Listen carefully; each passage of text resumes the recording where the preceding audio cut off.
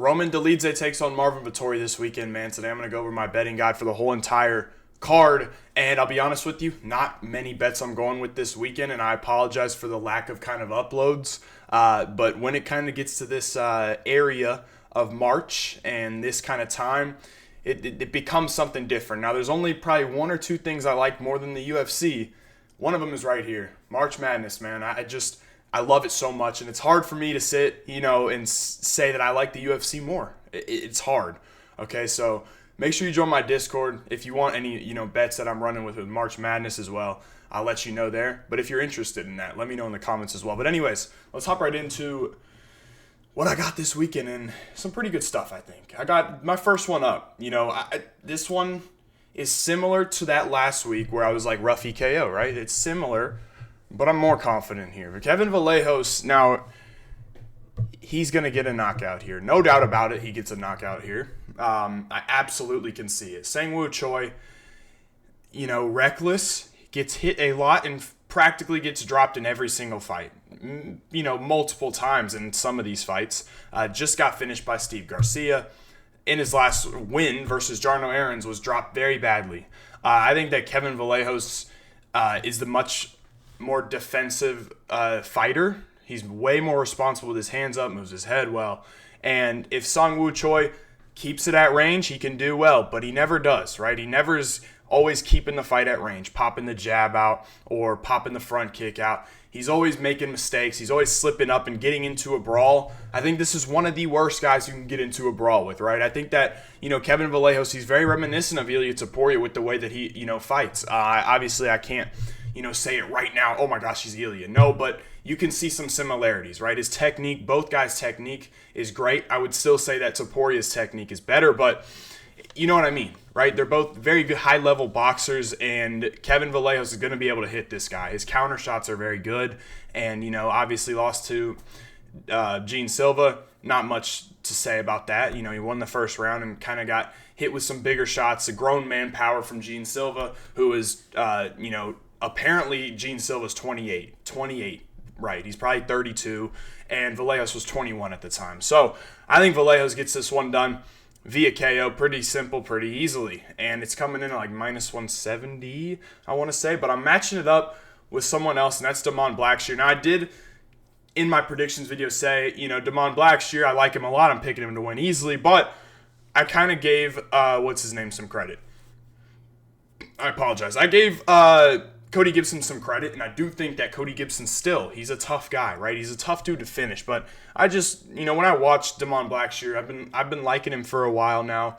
He's so versed everywhere, and if he's not in front of a guy that can crack him on the feet and really make him pay for, I guess, mistakes he makes on the feet, which he doesn't make a lot of, right? If he's not in front of a guy who's very powerful, he's going to have success against anybody, I feel like, or a really high-level striker. He's going to have success, right? And I think that this is a good matchup for him. He can match the frame of Cody Gibson as well, so he should go out there and win this fight 30-27 at minimum. That's how I feel about it. That's how I see the fight going. And if he can't get the finish, he should win 30-27. So I'm going with Blackshear. There's a lot to like about him. This should be an easy fight for him. Should be. We'll move on to the next one. I got my guy here, man. Give me Kurt Holobaugh. Give me Kurt Holobaugh money line, and give me Kurt Holobaugh in round 3. Now, I'll tell you the round 3 thing. I think that Alexander Hernandez has bad cardio.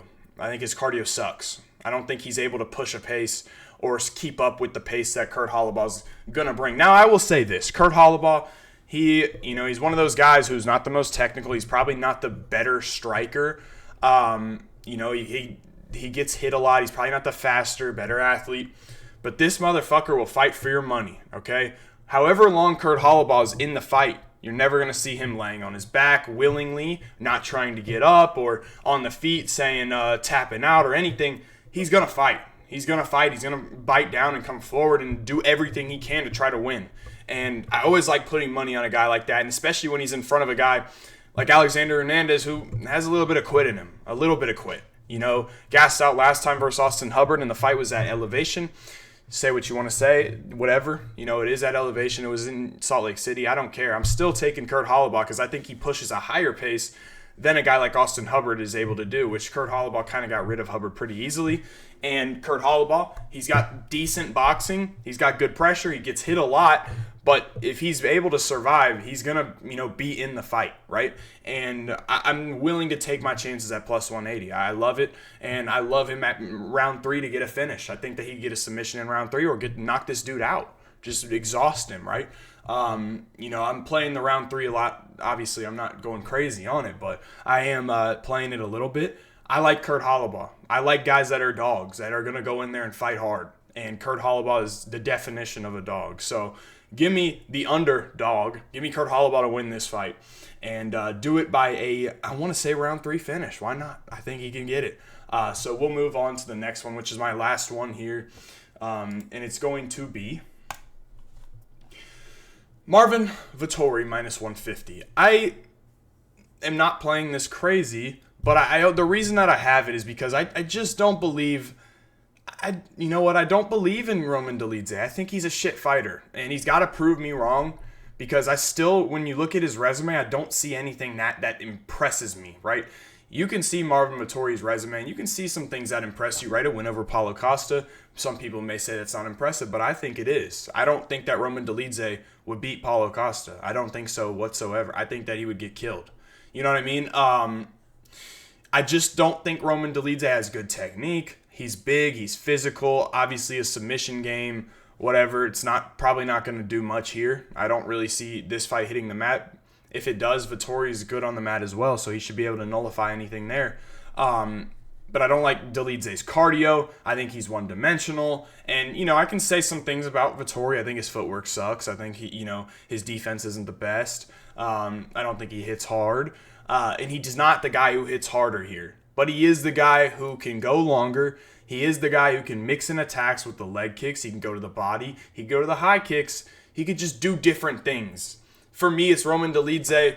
On the ground, leg lock or right hand on the feet. That's all I got. And I'm done. I don't have anything else. Anything. That's how I feel about Dolidze, man. I think that if Vettori wins this fight, which I do believe he will, he stays off the fence here because that's where Dolidze is only able to do good work. To me, I think that if he's able to pressure you on the fence and let go with combinations, that's where he actually is dangerous. But other than that, if the fight's on the feet, Vettori's better. He's faster. He is the better striker in general with the skills. I think that Roman Dolidze is one of the worst ranked fighters, in the middle. I think he's the worst ranked middleweight. I really am confident saying that. I don't think he beats a lot of these middleweights that are even below him, right? I don't think he beats Chris Curtis. I don't think he beats Roman Kopylov. I don't know. Maybe he does, but I don't think he would. I just think he's really shit, man, and I can't be the only person that sees it. Whenever I look at Dolidze, I don't think of a good fighter. I think he's bad. But anyways, yeah, I'm going with Marvin Vettori, and it might be just more of me thinking, Vettori or Dolidze is just not good. And that might be the logic here, but I'm okay with that because I don't think he is. I'm going to roll with that. I'm not going to stream this weekend because, like I said, man, college basketball is on. College basketball, March Madness is on, and that's my second coming, right? That's the UFC for 9 months out of the year or 11 months out of the year. Are there 12 months? Yeah, 11 months out of the year, and then it's this 1 month, right? I gotta just go to my heart here. As you can see by here, Rock Chalk J Hawk, lost last night is what it is. We'll move on. We'll see what we can do in the tournament. But anyways, got off track there. I'll put my link to the Discord below if you're looking for any college basketball bets. Most of them come by live betting. So you might have to just click on and be, I'm here, right? But that'll be it for me, man. Join the Discord if you want. But anyways, that's going to be it for me. Hope y'all boys enjoyed. Let's win some money tomorrow, and I'll catch you in the next one.